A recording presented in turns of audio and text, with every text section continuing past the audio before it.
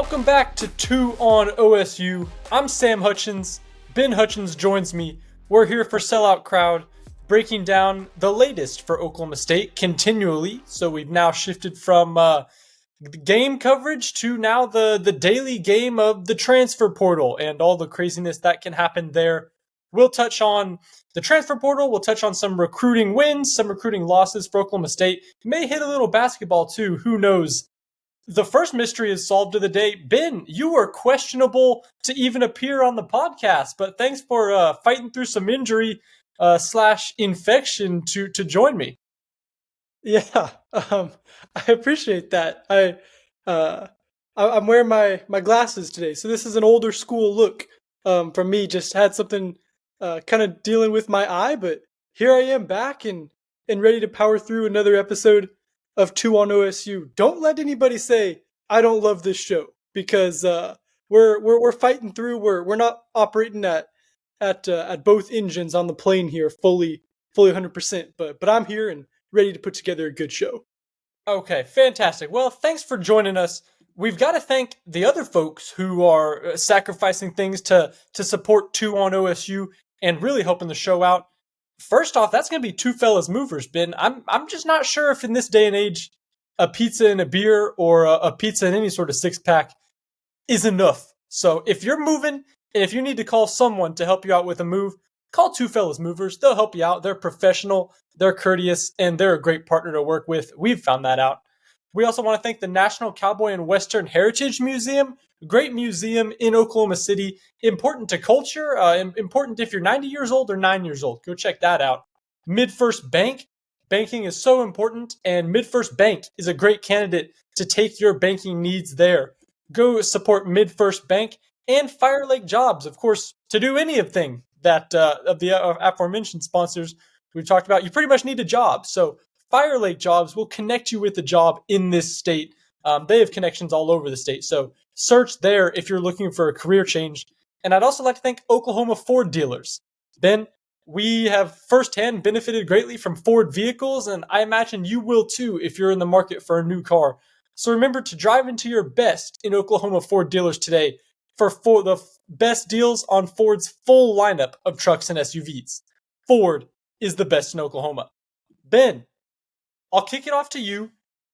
You've been doing some calling, making some calls, researching some games, and I think it's a good spot to start in the quarterback conversation. Not maybe even about a quarterback that Oklahoma State fans might have heard of, but the quarterback you need to hear of. Ben, tell us about what you've found in the Oklahoma State recruiting scene.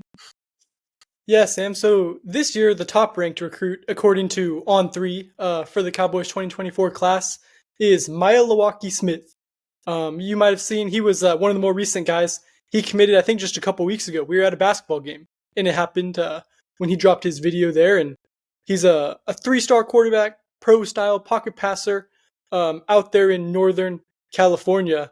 But I think we just need to start everyone on the right foot, Sam. Like, Maealiuaki Smith. I mean, you need to know his name, and you for darn sure need to know how to pronounce it. It's easy if you kind of break it up into 3 kind of syllables and say it fast. Maealiuaki. That's it?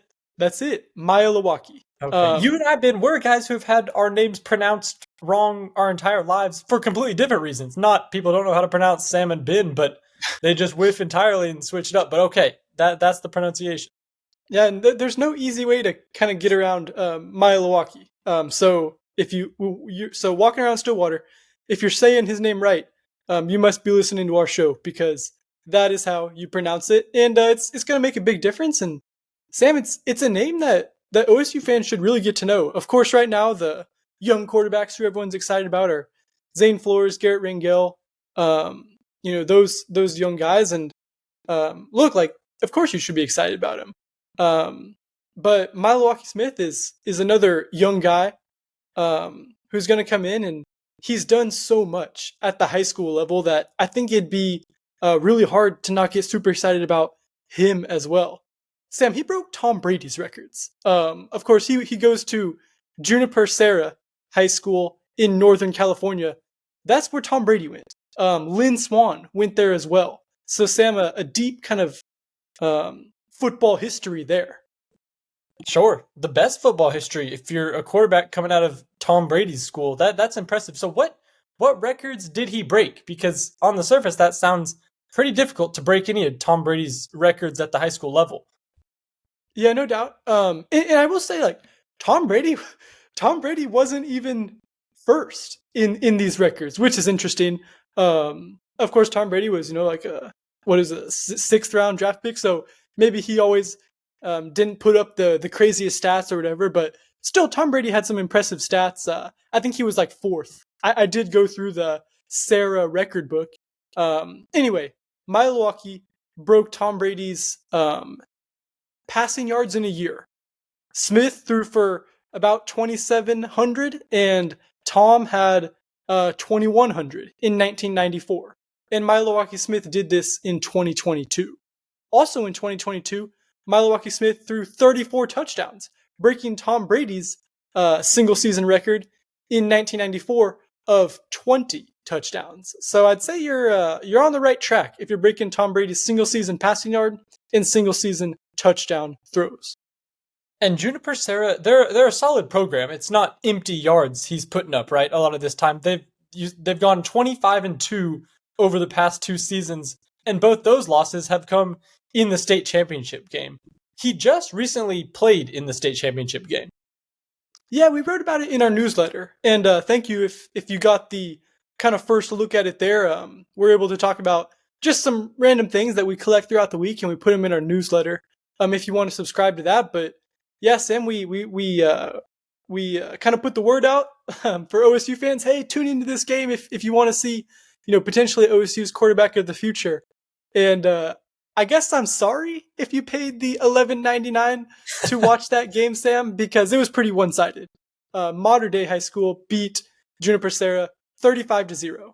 And on paper, you could say, "Wow, that's disappointing." But really, if you've read anything or know anything about kind of high school football nationally, Mater Dei is the cream of the crop. They were, by some publications, Sam, the #1 overall high school team in the nation.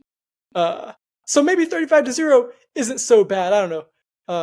But it was certainly a game that featured a lot of big time talent, and it didn't go so great for Junipero Serra. Sure, the Mater Dei Monarchs, right? Ben, Yeah.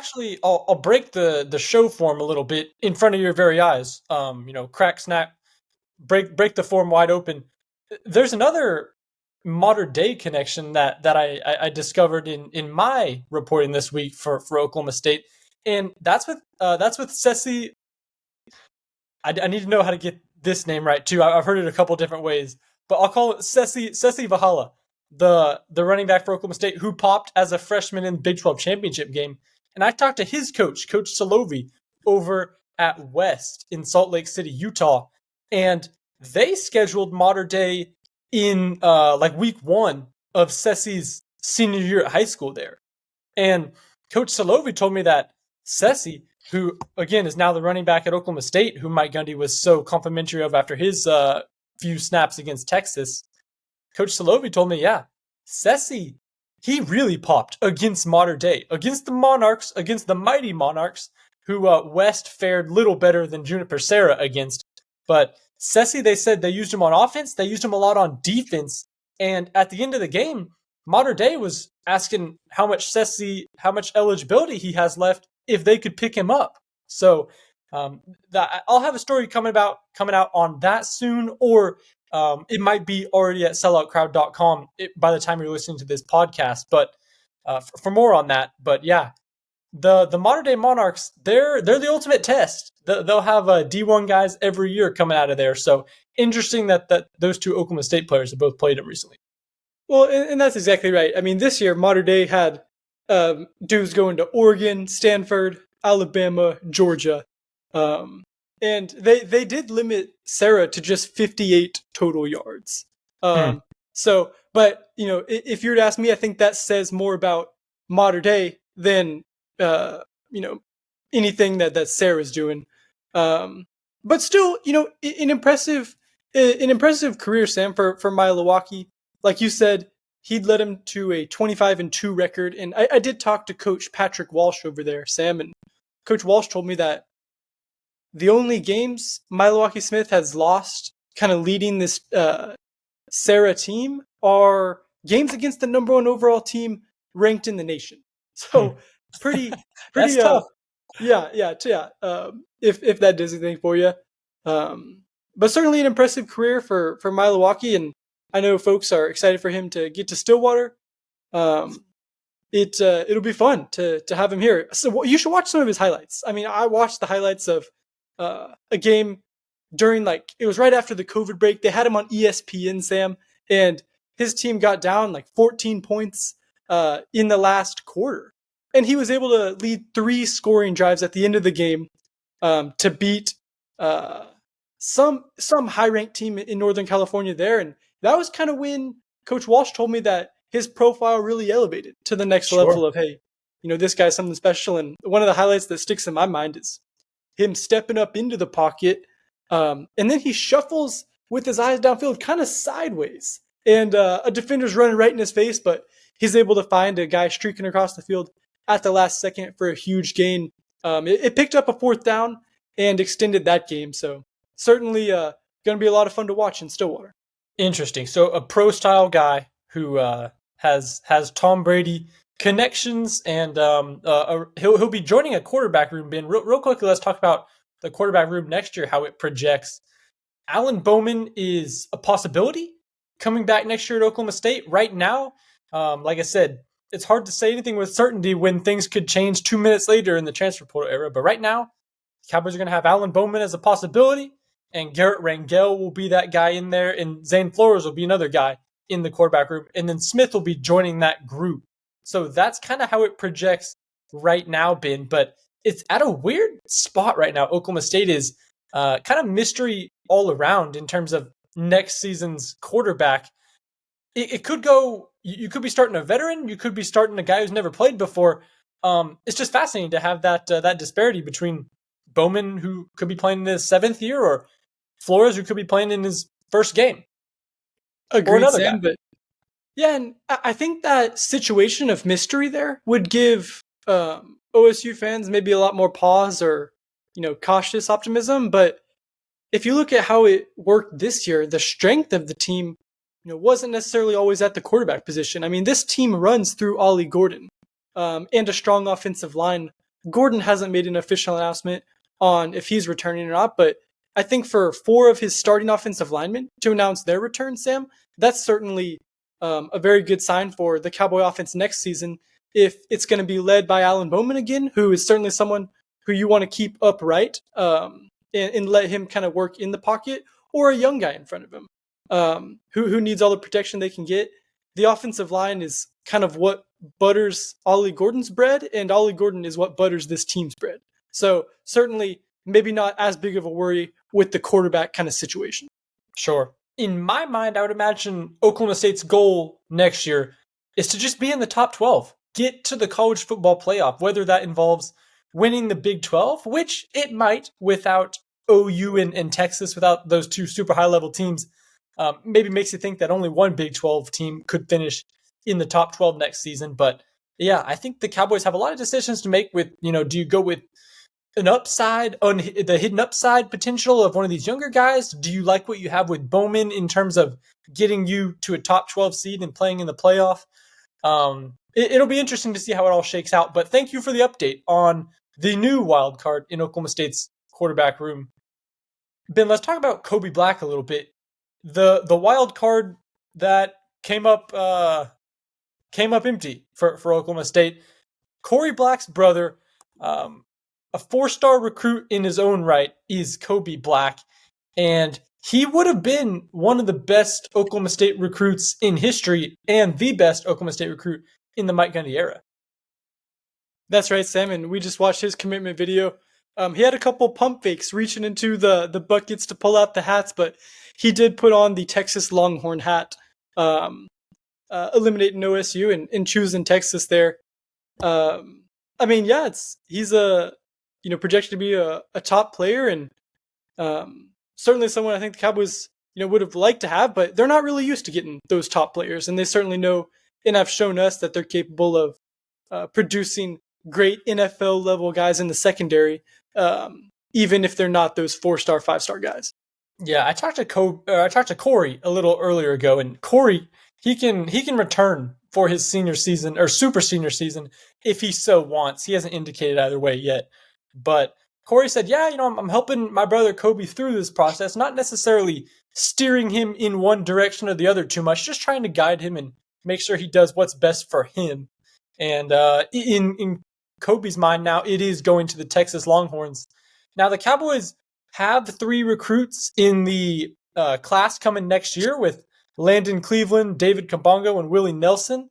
Not that Willie Nelson, but Willie Nelson from Longview, Texas. And all those guys are 3 stars. So Kobe would have been a step above that, a notch above that in the 247 hierarchy. But he'll go to Texas, and the Cowboys will have their backfield filled by the 3 stars coming in. But really, I think the strength of this defensive secondary next year, Ben, could be just a lot of these younger guys getting older. I think that was the main thing this year. You had a first-year coordinator and a bunch of young guys out there, which the only solution for youth is to wait it out. And the Cowboys will at least have a little benefit to that with those guys getting older. Yeah, I think that's certainly been an encouraging sign for OSU, particularly on that defensive side of the ball. Your worst, fear as a coach or as someone overseeing this team is you have the young guys, you kind of live through the fire, you put those guys in, and you live with the mistakes, and you love some of the flashes, and you really start to see them develop, only for them to kind of ship out and go to another program. That's kind of like the worst fear.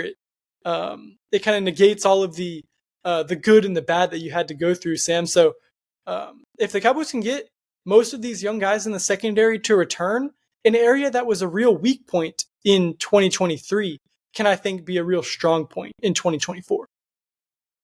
How many hat fakes is too much if you were a recruit, which I know, Ben, you were, I guess it's not spoiling anything. You were not a 4-star, 5-star, or 3-star recruit. But how many hat fakes is too much? Kobe had 2, which I thought was just about right. You give the whole audience that's lined up in the seats a chance to ooh and ah a little bit. What would you do? Yeah, his was interesting because he had a kind of like Christmas gift bags with the hats inside of them. So a little bit of a unique look there where he actually had to pull the hat out from the bag. I think 3 is too many. 1, not enough. So let's go 2. I think 2 is a good happy medium to kind of get the cheers from all of your high school teammates in the background. And you got to give a pump fake to the main rival. And if you notice, Sam, he pump faked the A&M, the A&M box. That's right. I don't think that was incidental at all. You can't pump fake, some school like it's got to be intentional where the pump fake is and then where you pull your hat out of. Sure, he didn't pump fake LSU or Oregon. He went with A&M. OU wasn't up there, so all the OU fans would think, we're Texas's main rival. OU wasn't on the table, so that's right. He did pump fake the main rival. That was possible. Hey, a little bit of trivia before we move on. Do you know the previous highest ranked recruit in the Mike Gundy era? I do.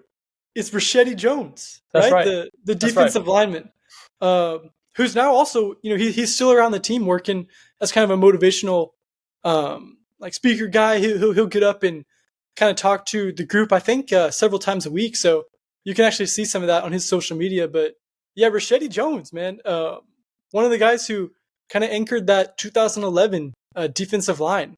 So that would have made him the 2007 recruiting class. That's right, 2007. So I guess that was my takeaway there. So it's been that long since Mike Gundy had the top ranked guy.